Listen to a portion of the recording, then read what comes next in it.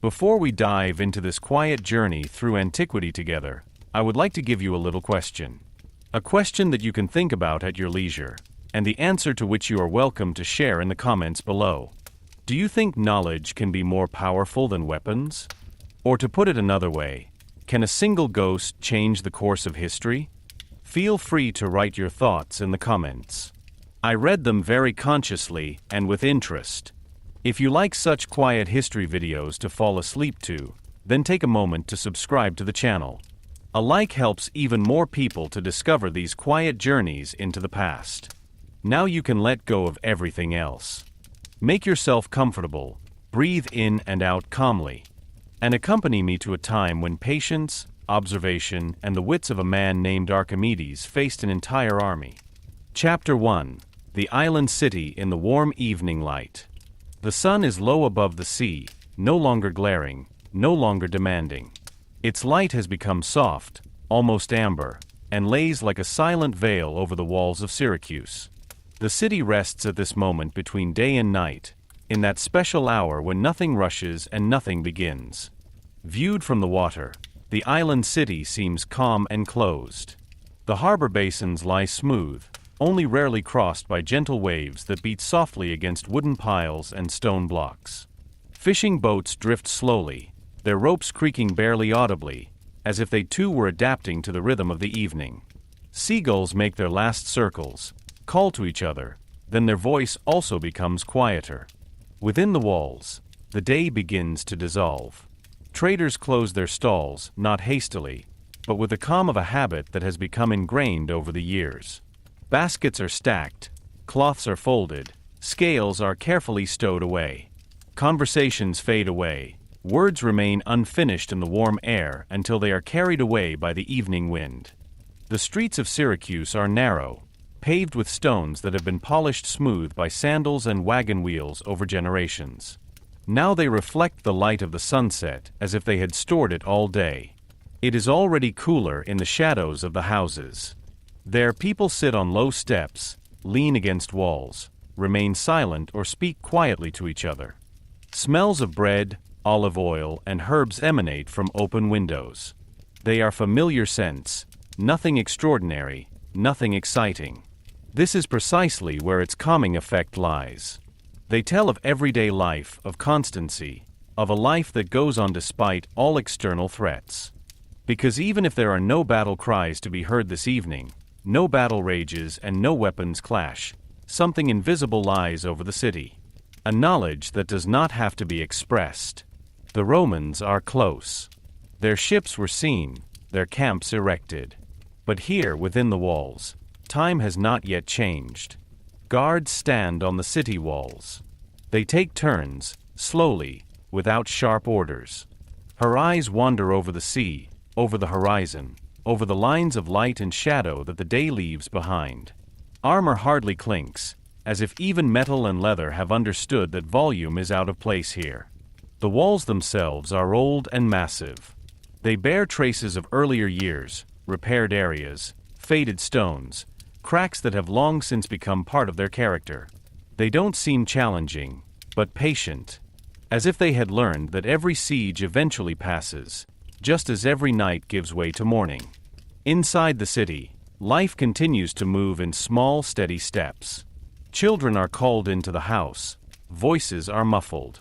Doors close, wood on wood, a sound that promises security. Oil lamps are lit, one after the other, until warm points of light shimmer through the streets. The sky changes color.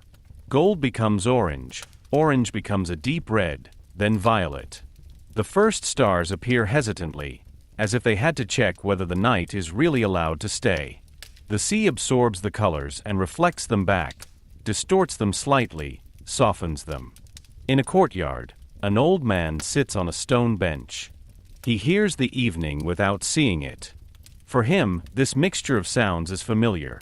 The distant water, footsteps, a dog lying down, the soft rustling of fabric. He doesn't think about war. He thinks of repetitions, of circles, of orders that are larger than individual days. Further away, near a temple, the last voices of the day fade away. Priests have finished their rituals. Smoke still rises weakly into the air. It carries with it the smell of resin and ash, mixed with a salty breeze from the sea. It's a smell that soothes because it's old and never changes. The city seems to breathe. Slowly, evenly. Breathe in, breathe out. Every breath is further proof that she is still there, that she has not fallen, that she can experience this evening like so many before. From the hills outside the walls, Syracuse is now almost silent. Only the light reveals that people live here. Small flames, orderly and unexcited. No signals, no torchlight processions, no unrest. If you look from the outside, you might think it's a city without worries. But the worries are there. They lie below the surface, like stones in shallow water. You don't see them right away, but you know they're there. And yet, on this evening, it is not fear that determines the rhythm, but habit. In a house near the wall, a table is being set. Bread is broken, bowls are filled. There is not much talking. Not out of fear, but out of tiredness. The day was long, and tomorrow will be too. These simple actions provide support, precisely because they are so unspectacular. It's getting darker outside. The noises become less. Steps get lost. Conversations end. Only the sea remains, constant and indifferent to human plans. It was there before Syracuse came into being, and it will be there when those walls have long since turned to dust. Night slowly descends over the city, not like a curtain, but like a blanket. Gentle, protective. The stars are now clearer, their light cold and calm.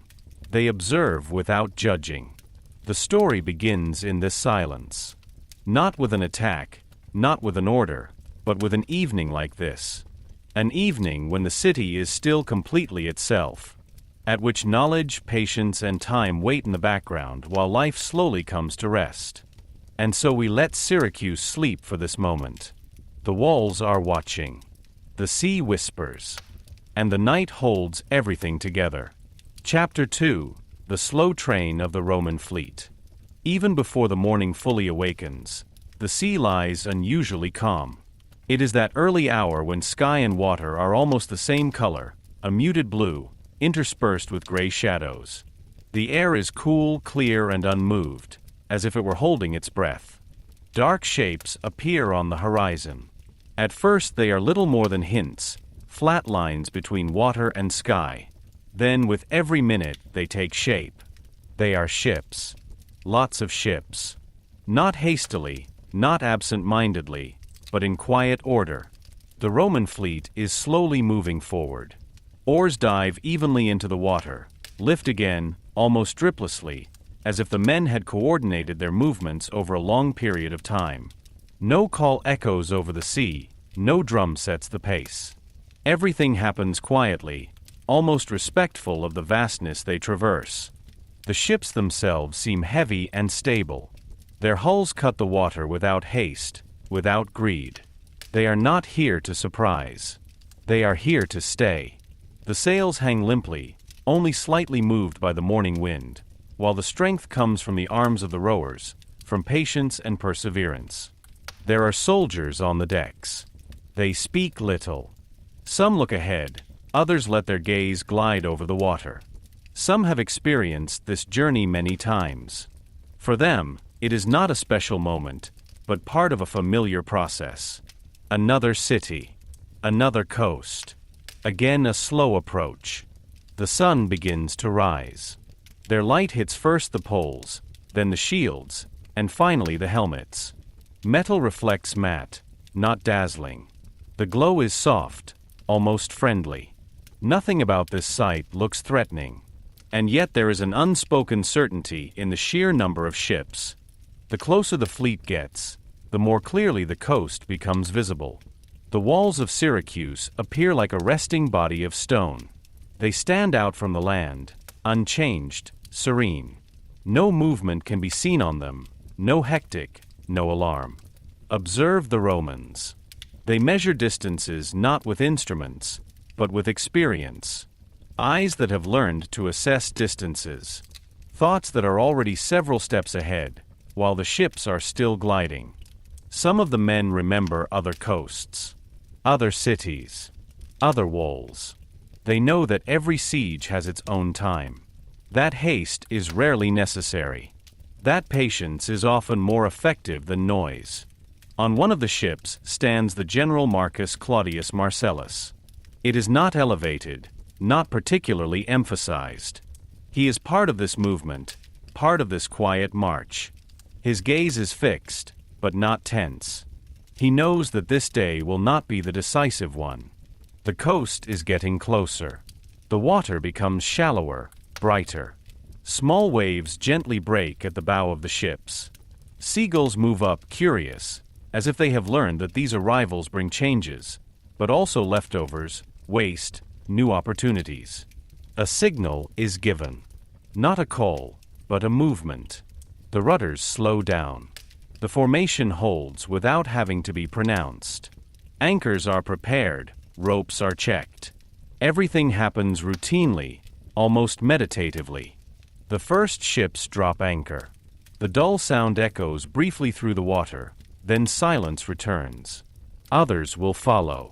Soon the fleet lies quietly off the coast, like a collection of dark shadows on the brightening sea. From the walls of Syracuse, everything can now be seen clearly. The city looks down on these ships, in silence. No arrow flies, no projectile is fired. Both sides observe. Both sides are waiting. In the Roman camp, which will be set up later that day, order is already being considered. Tents, paths, supplies. The siege is not a sudden storm, but a slow change, a closing, a perseverance. The sun is now higher. The sea glitters more strongly, as if it had decided not to dramatize this moment. It remains what it has always been, even uninvolved. And so the advance does not end with a bang, but with a standstill. The fleet has arrived. The city is there. There is time in between. Time that will expand. Time in which observation is more important than action. Time in which knowledge and patience begin to play their role. The Romans are waiting. Syracuse is waiting. And the sea keeps them separate from each other, still and motionless. Chapter 3: The General Who Waits. In the Roman camp, the day begins without haste. The tents stand in orderly rows, the leather still cool from the dew of the night. Between them run narrow paths of trodden ground, on which the steps of the soldiers are quietly distributed. No one rushes. Nobody calls. There is no need to rush. At the edge of the camp stands Marcus Claudius Marcellus. It is not elevated, not shielded, but simply where the view is unobstructed. In front of him lies the sea, calm and wide. Behind it, slightly elevated, are the walls of Syracuse. He looks at it for a long time without fixing on a specific spot. Marcellus is not a man of impatient decisions. His attitude betrays that. The hands rest loosely, the body is upright but relaxed. He knows that cities do not fall by anger, but by time. And time, that is something that Rome possesses in sufficient quantities. In the warehouse, everyday processes begin. Fires are lit, water is heated, bread is distributed. The sounds are muffled, the scraping of wood, the soft clinking of metal, the murmur of a few words. This order is not accidental. It is part of Roman strength, a rhythm that conveys security. Marcellus averts his gaze from the city and looks through the rows of his men. Many are sitting, some are standing, some are cleaning their equipment. It's a picture he knows. Men in waiting. No tension, no visible nervousness. They trust that everything will go its way. An officer steps closer, stops, waits. Marcellus nods slightly. Few words are exchanged. No long explanations. No orders that demand immediate movement. Only observations. Distances. Sight lines. Possibilities. The general is not thinking about today, but about the coming weeks. Of the supply, of the morale, of the patience. He knows that Syracuse cannot be taken with a single blow. The walls are too strong, the location too good. And the spirit that defends the city is too unusual. But Marcellus only thinks about it for a moment. He lets the thought pass like a cloud. Now all that counts is observing. The slow reading of the city. Which gates are used? Where do movements manifest themselves? Where does it stay quiet? The sun rises higher. Their light falls on the walls, exposing details. Towers, ledges, shadows. Marcellus follows these lines with his eyes, as if he were studying an image whose meaning only gradually becomes apparent. He knows that patience is also a message. The Romans do not attack immediately. They show presence, constancy. They make the city feel that they are there, and that they will stay. No pressure, no noise. Attendance only. The day continues in the camp. Men eat, drink, rest. The heat increases. The light becomes harder. Dust is in the air, moving lazily with every step. Everything is calm, almost peaceful. An outsider might think that this is not a place of war. Marcellus finally sits down on a simple stool. No throne, no magnificent seat. He takes a piece of bread, breaks it, chews slowly. That, too, is part of the waiting. Adapting to the moment without wanting to force it. His gaze always returns to the walls. Not out of impatience, but out of attention. He knows that every siege speaks at some point. Not out loud, but through small signs. And he is willing to listen. This is how the morning passes. Without attack. Without an answer. Only with the silent exchange of two powers that look at each other and examine each other. The city is silent. The camp is silent. And between them, time stretches, calm, heavy, and inevitable. Chapter 4. A scholar far from the noise of battle. Away from the walls, far from ships and camps, lies a space that seems to have nothing to do with war. It is simple, cool, and filled with uniform light. The windows are narrow, built in such a way that the heat of the day stays outside and the view is limited to the essentials. There are no weapons, no armor, no orders in here. Lines are drawn on the floor. Some are clear and straight, others curved, almost playful. They were not hastily drawn, but carefully corrected again and again until they appeared coherent. Next to it are simple tools, a stick, a weight, a bowl of fine sand. In this space, Archimedes moves slowly. His steps are quiet, not out of caution, but out of habit. He goes from one drawing to the next, looks at them, pauses, changes small details. For him, time is not an urgent stream, but a quiet circle. Outside, beyond the walls, armies are gathering. But there is a different order in here. An order of thoughts, proportions, and connections. Archimedes hears the city only muffled. A distant sound that comes and goes without disturbing his concentration.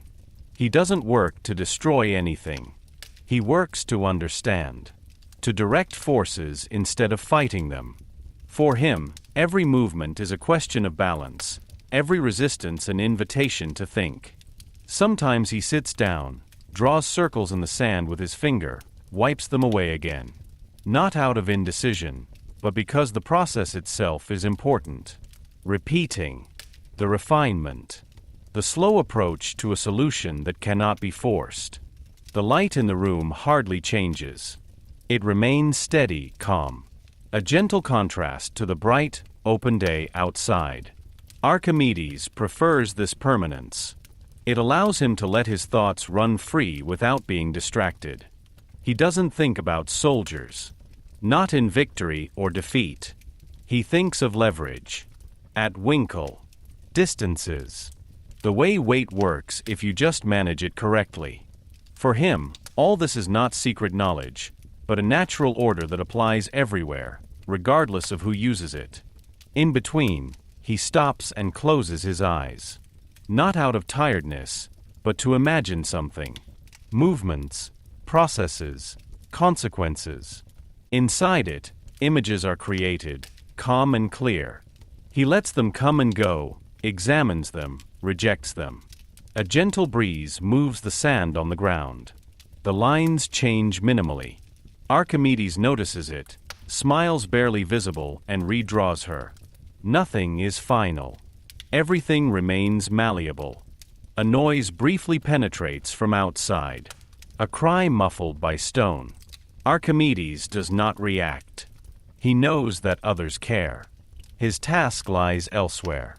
Not on the walls, but in the preparation of what could be needed there. He takes a weight, holds it in his hand, feels its heaviness. Rotate it slowly, observe how it behaves. For him, even this simple object is full of information. It tells of strength, of direction, of possibilities. Time passes without him counting it. Hours lose their meaning. There are only sequences of thoughts, quiet transitions from one idea to the next. That's how he always worked. That's how he works now. Outside, the sun begins to set. The city changes its sound, becomes quieter, deeper.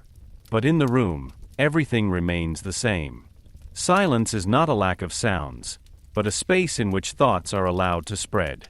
Archimedes sits down again, draws a last line in the sand and looks at it for a long time. Then he wipes them out, slowly, carefully. Not everything has to stay. Some things serve their purpose simply by being thought. He gets up, does not leave the room immediately. He looks around again as if to make sure that everything is ready.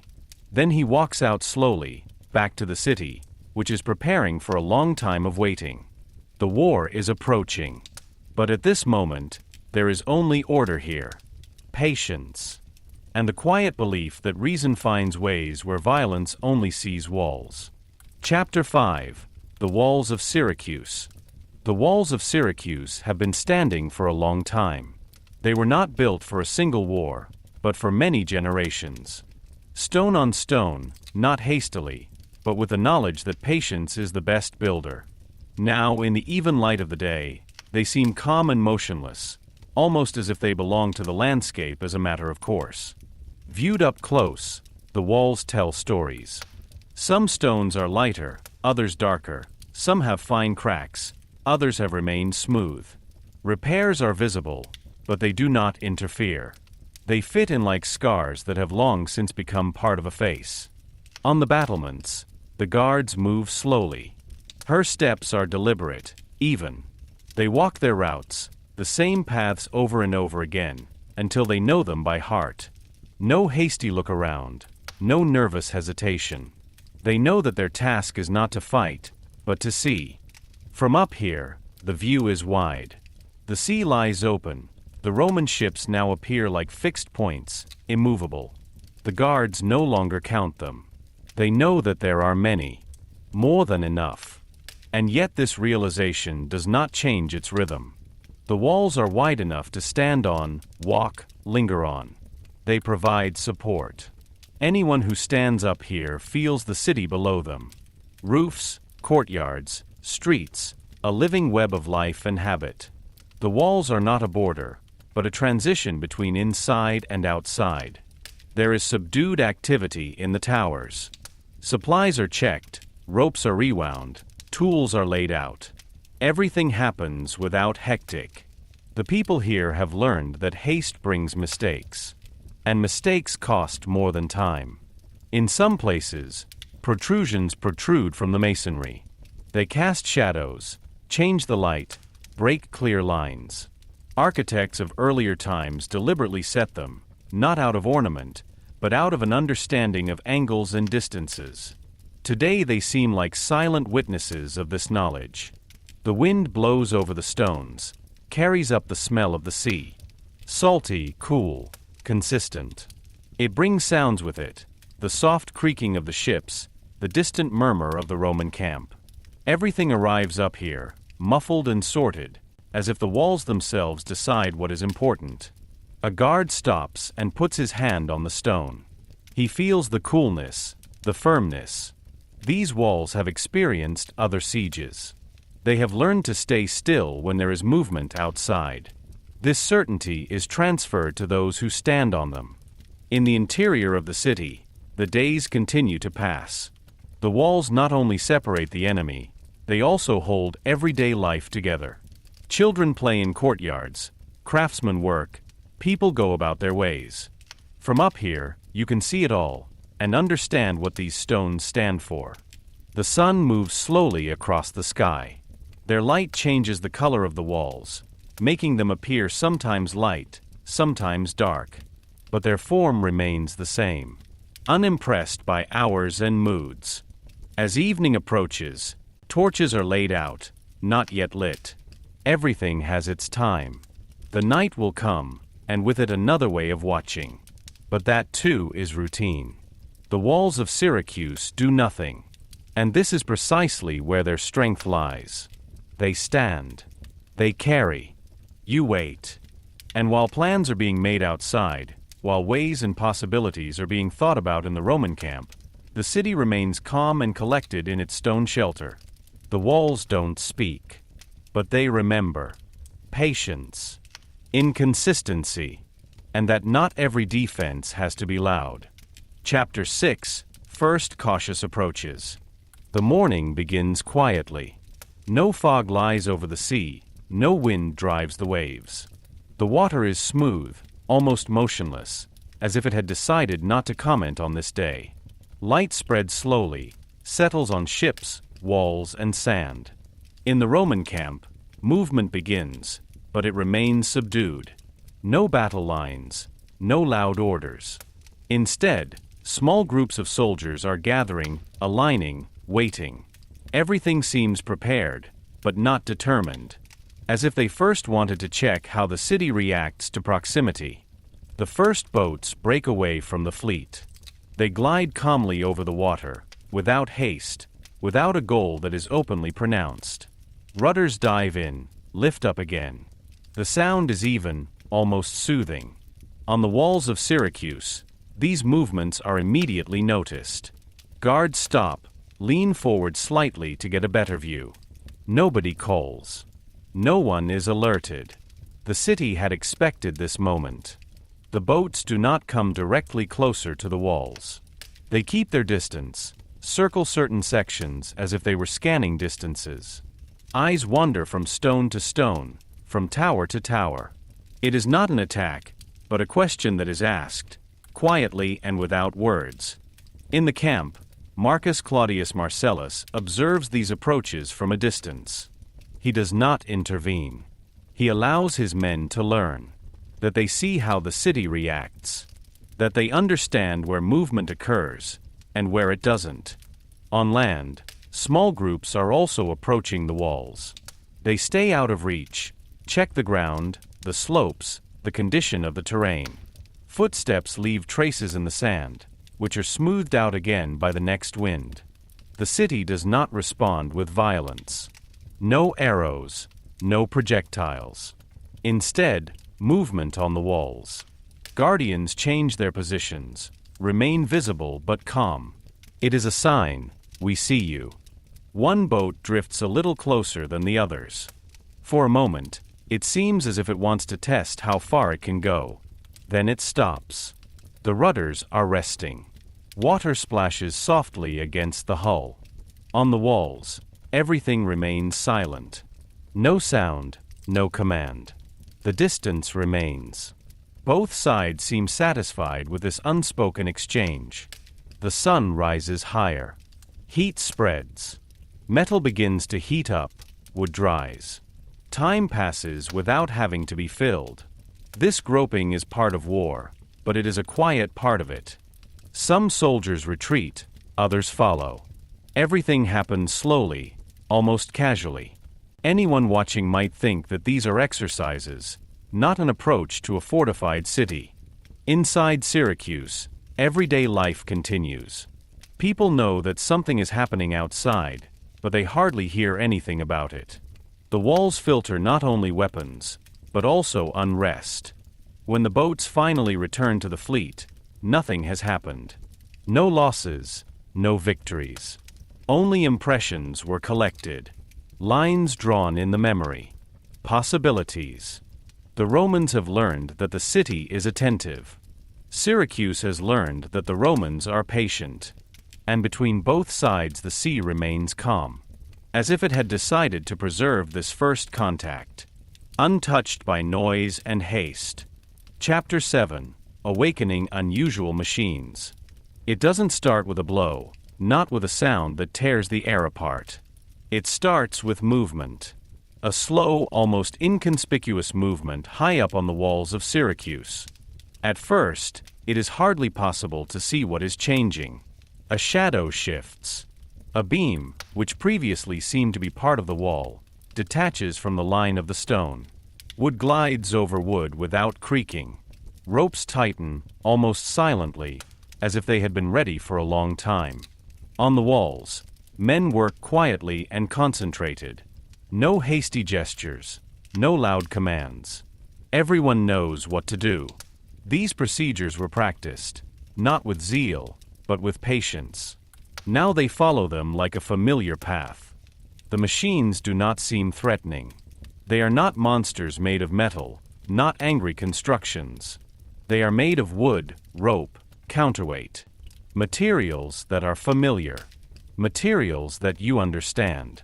And yet there is something unusual in their arrangement. A long arm slowly descends over the wall. He stops, motionless, as if he were waiting. Below is the sea, calm as before. A Roman ship is drifting at a safe distance, the oars retracted. The soldiers on board watch the wall, curious, but without fear. Then the arm continues to move. Not jerky, but flowing, as if he were following an inner order. A rope stretches, a counterweight sinks. The movement is controlled, precise. For a moment, nothing else happens. It is as if time stops to make room for what is about to follow. Suddenly, the balance changes. The long arm rises. Not fast, not explosive, but steadily. Below him, the water begins to ripple. The ship below is touched, at first barely noticeable, then more clearly. No crashing, no splintering, just a gentle but unstoppable lift. The ship is lifted out of the water as if the sea had decided to release it. The soldiers hold on tight, not in panic, but surprised. Their voices remain quiet. Then the arm lowers again. The ship glides back into the water, rocks briefly, catches itself. It is undamaged. But something has changed. On the walls, the ropes come loose again. The arm withdraws, becoming part of the wall again. From a distance, one could believe that nothing had happened. But there is now a different mood on the water. More machines become visible. Not all at the same time, not demonstratively. One after the other.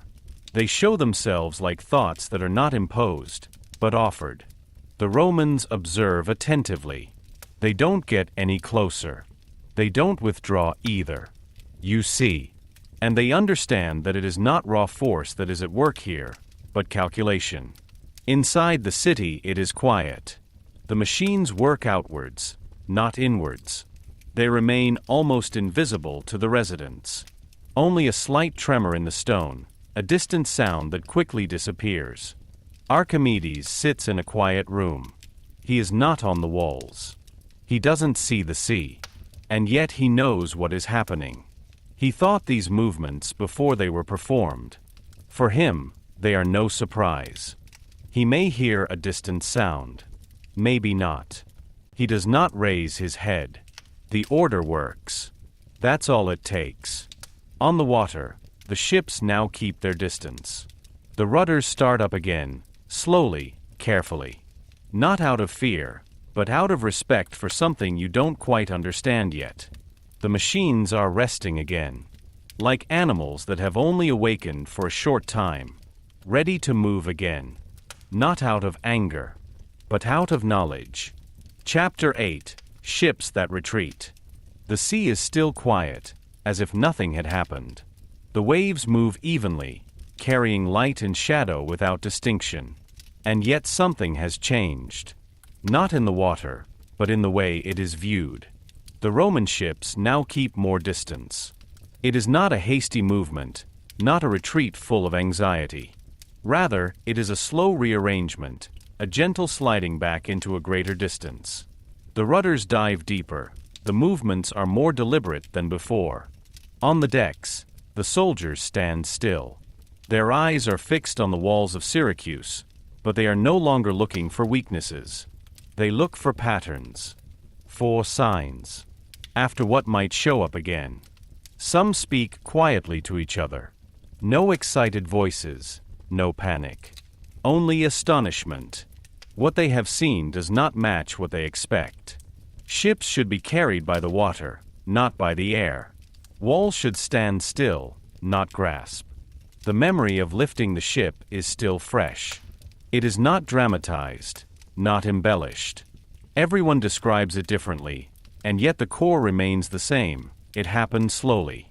It was controlled. It didn't feel like an attack, but like a demonstration. The fleet is reorganizing. Distances are increased. Positions are changed slightly. Anchors are set again. Wood creaks quietly, ropes stretch. Everything happens calmly, almost carefully. From the walls, the guards observe these movements. They see that the ships are giving way. Don't flee, don't rush away.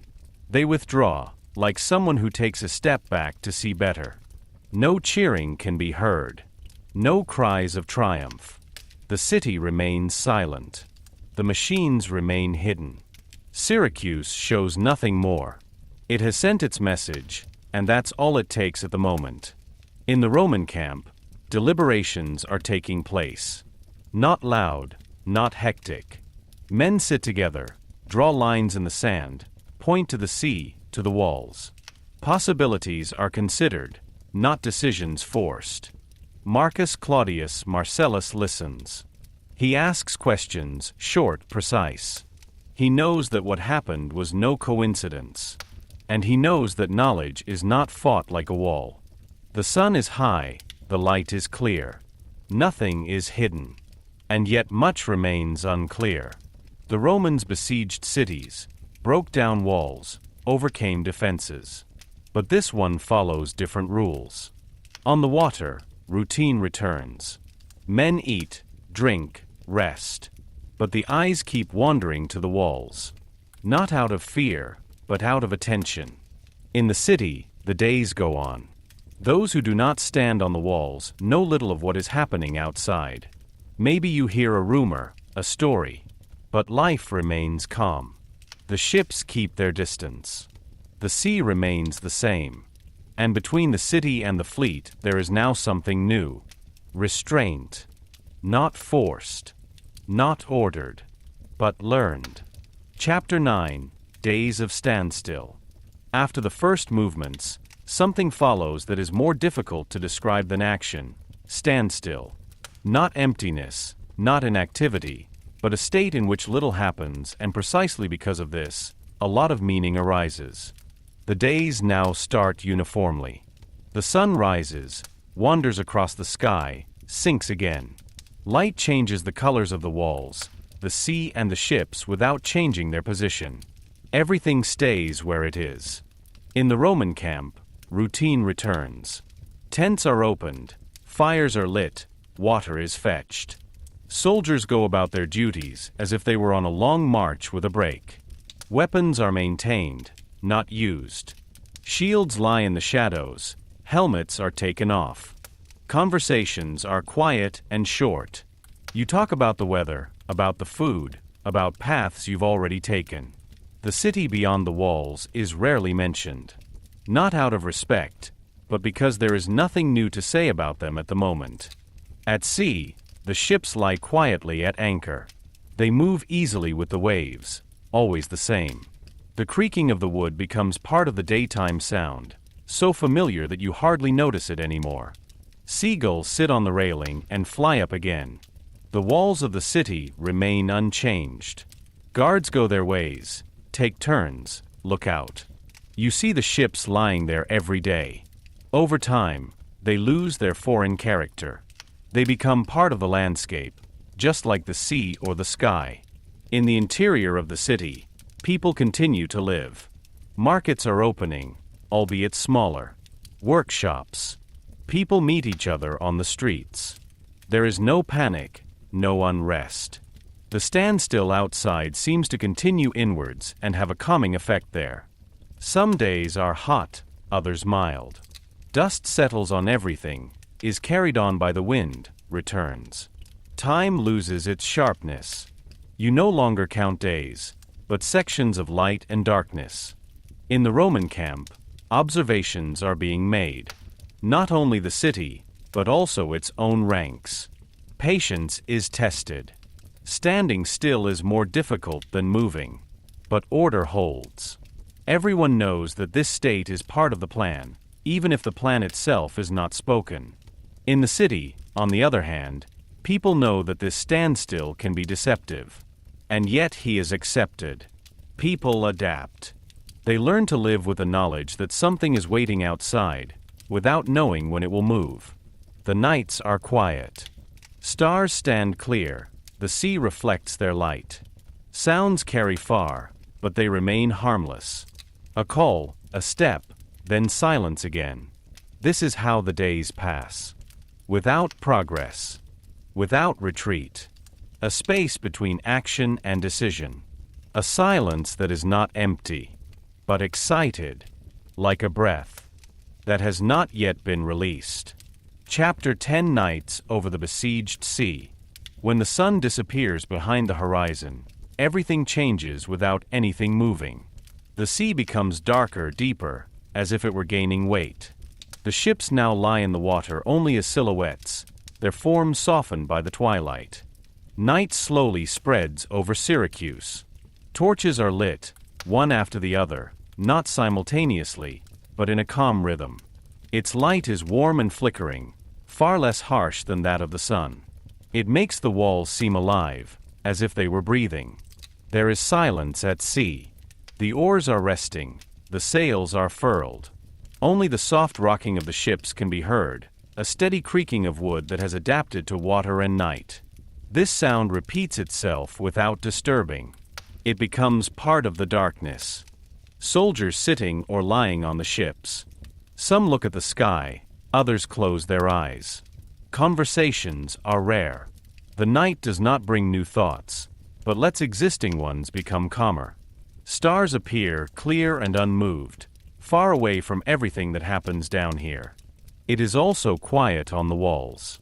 The guards walk more slowly than during the day. Their steps are cautious, not out of fear, but out of consideration for the silence. From up here you can see the sea as a dark surface, crossed by a few points of light. The city under the walls is mostly asleep. Doors are closed, windows dark. Only a few lamps are still burning. A dog moves through an alley, then it too disappears into the shadows. The wind carries sounds far. A cough from the ship, a soft laugh from the camp, the distant call of a night watch. Everything sounds muffled, as if the night had decided not to allow loud sounds. The sea reflects the stars, refracting their light in gentle movements. It seems peaceful, almost indifferent, as if it knew nothing about sieges, patience, plans. For the water, this is just another night. In these hours, war seems far away. Not repealed, not forgotten, but put on hold. The darkness creates a space in which neither attack nor defense are in the foreground. Attendance only. The night passes slowly. Neither side pushes them forward. She can stay as long as she wants. And during this time, something invisible accumulates, peace that costs strength, but also gives. When the first bright streak finally appears on the horizon, nothing has been decided. But both sides have learned something. That even in war there are nights, where the sea remains still, and the time belongs to no one. Chapter 11. The Mind Against Outnumbering. With the new day, there is no change. And yet there is something else in the air. Not visible, not tangible, but noticeable. A shift that has nothing to do with movement, but with attention. The Roman superiority is obvious. Ships, soldiers, supplies, everything is there, everything is in order. The power of Rome is not shown in volume, but in constancy, in the ability to stay long without getting tired. And yet the Roman's gaze is no longer focused only on walls and gates. It is aimed at something more abstract. On ideas. On connections. To the spirit that works behind the defense. In the camp, people now speak differently. Not about storm ladders or battering rams, but about angles, ranges, movements. You try to understand what you have seen. And above all, why it worked. Marcus Claudius Marcellus listens, weighs up, organizes thoughts. He knows that raw power reaches its limits when it encounters something that is intangible. You can push against walls. You can calculate against numbers. Patience is needed against thoughts. On the walls of Syracuse, there is little sign of all this. The guards go their ways, look out, wait. They don't know exactly how many ships are outside. They only know that the city is held, not by numbers, but by preparation. Archimedes continues to work inside the city, without haste, without the claim to compensate for the superiority. He does not think in terms of opposites, such as much or little. For him, there is only right or wrong, coherent or inconsistent. He knows that a thought that is properly placed can have more effect than many hands. That a well-guided lever moves a mass that could never be lifted alone. This knowledge is calm. It carries no pride. It's just there. The Romans feel this calm. And it irritates. Because they are used to being outnumbered, sooner or later. But here time does not seem to be working against the city, but for it. Days pass. No new machines appear. No new approaches. And it is precisely this absence that reinforces the impression. The city does not have to prove anything. She waits. Respect is growing in the camp. Not spoken, not officially, but noticeably. You begin to see the walls differently. No longer just as an obstacle, but as an expression of a way of thinking that cannot be impressed. The spirit stands against the majority. Not in open combat. Not in defiance, but in the calm knowledge. That strength does not always grow. If you multiply it. Chapter 12, A Long War Without Haste. The war is now losing its contours. It is no longer an event, but a state. Days flow into each other, without a clear separation. No one counts them exactly. You can recognize their passing by the position of the sun, by the change of shadows, by the tiredness that grows slowly but steadily. The siege is no longer an attempt, but a presence. The Roman camp stands firm, ordered, like a part of the landscape. Tents are being repaired, paths are being retrodden. Everything is designed to last. Not for a quick victory, but for perseverance. The city of Syracuse is also preparing for this length. Supplies are carefully managed, processes are adapted. One does not live more frugally out of fear, but more consciously out of experience. Every day is precious, precisely because it is unspectacular. The season begins to change. The light changes its quality. The heat of the day is no longer so oppressive. The evenings are getting longer, the nights cooler. These changes are quiet, but they are a reminder that time passes, regardless of plans. In the Roman camp, you notice the duration in the little things. In the wear of sandals. In the way conversations become shorter. In views that rest longer on the sea, without looking for anything specific. Marcus Claudius Marcellus knows that this is the true core of a siege. Not the first blow, not the visible action, but perseverance. He makes decisions with a view to weeks, not days. He lets time work. In the city, Archimedes remains a calm pole. His work does not follow a calendar. He does not react to every day, but to possibilities. Some things that were thought are never needed. And that's okay. The machines usually remain hidden. Their mere existence is enough. They are part of a balance that does not need to be constantly shown. Like knowledge that works, even when it is at rest. A strange familiarity grows between the city and the camp. You know the silhouettes. You know the sounds. The foreign becomes known without becoming familiar. Both sides know about each other without getting closer. So the war becomes long without being loud. It expands without escalating. He lives by patience, not by haste. And as time moves on, both sides learn the same thing. That not every battle is decided, but some simply have to be endured. Chapter 13, The City Inside. While there are camps outside and ships rest on the sea, a different life unfolds inside the city. One that is less visible, but no less real. The walls of Syracuse not only exclude the enemy, they also encompass everyday life. The streets are busy, although quieter than before. People follow their paths, greet each other, stop, exchange a few words. You don't talk about the siege all the time. It is there, yes, but it does not determine every conversation. Life cannot be stopped completely. Meals are prepared in the houses, as always. Perhaps simpler, perhaps more conscious, but familiar. Bread is shared, water is served, bowls are passed on. These small actions provide structure. They remind us that the day is not just about waiting. Children play in courtyards. Their voices are muffled, but not suppressed. They do not fully understand the situation, and perhaps that is a good thing. For them, the city is still a safe space of stone, shadow, and familiar paths. Craftsmen continue to work. Wood is processed, clay is formed, fabrics are mended. Not everything that arises is necessary. Some things are simply part of being human. Work calms down, especially when the future is unclear. There is silence in the temples. People come, linger briefly, leave again. No big pleas, no loud complaints.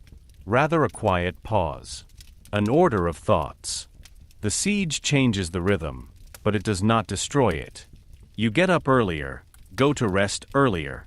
You listen more closely. You pay more attention to noises from outside, and learn to classify them. Rumors are doing the rounds, coming and going. A ship had moved. A machine showed up. But these stories quickly lose their edge. They are retold, weakened, forgotten. What remains is the feeling of cohesion. Not pathetic, not loud. Simply the certainty that you are here together. That the city is not only made up of walls, but of people who fill them. In the evening, calm descends again over Syracuse. Lamps are lit, doors closed. The city withdraws into itself without closing itself off. Inside, people live, while waiting outside. And this is exactly where a quiet strength lies. That a city, even in the shadow of war, she can remain herself. Chapter 14, The End of the Resistance. It doesn't come suddenly. Not a single moment marks the end. Rather, it is a slow yielding, a quiet shift in the order that has lasted so long. The siege has left its mark, not visible in a single place, but scattered, like fine dust that settles over everything. The days have become shorter. The light changes faster, the shadows stay longer. In the city of Syracuse, the duration is now felt more clearly. Not as fear, but as tiredness. A tiredness that does not weaken, but makes you quiet. Supplies have become scarcer. Processes have been adapted. Decisions have been made more carefully. Nothing dramatic happened. Nothing uncontrolled. And yet it is clear that this state of affairs cannot continue indefinitely. In the Roman camp, order remains. The patience that has been part of the strategy from the beginning has not changed. Marcus Claudius Marcellus continues to wait. He knows that resistance is not always broken. Sometimes it simply dissolves. Then comes the moment when the city opens up.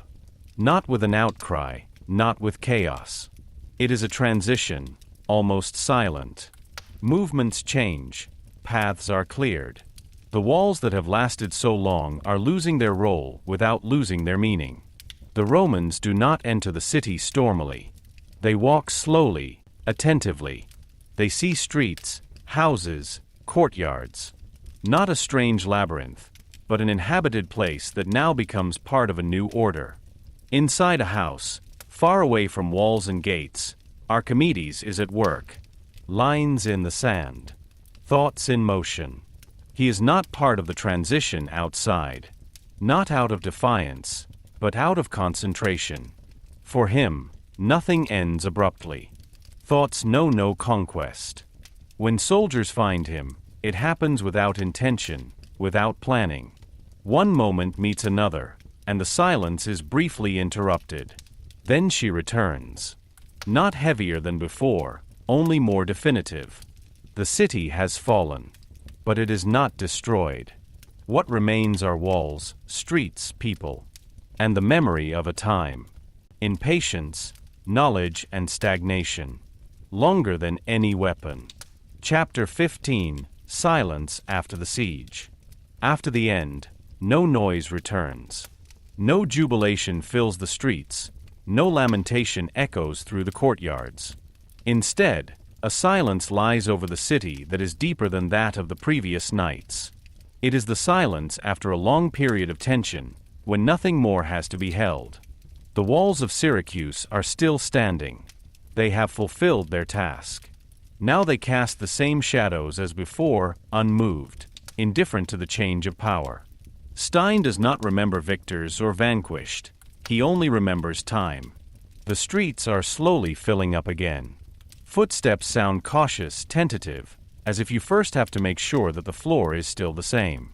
Houses are open. Doors stay open longer. People look at each other, nod, say little. Words are not necessary. In the Roman camp, dismantling begins. Tents are dismantled. Paths lose their meaning. What had existed for a long time is now dissolving, calmly and objectively.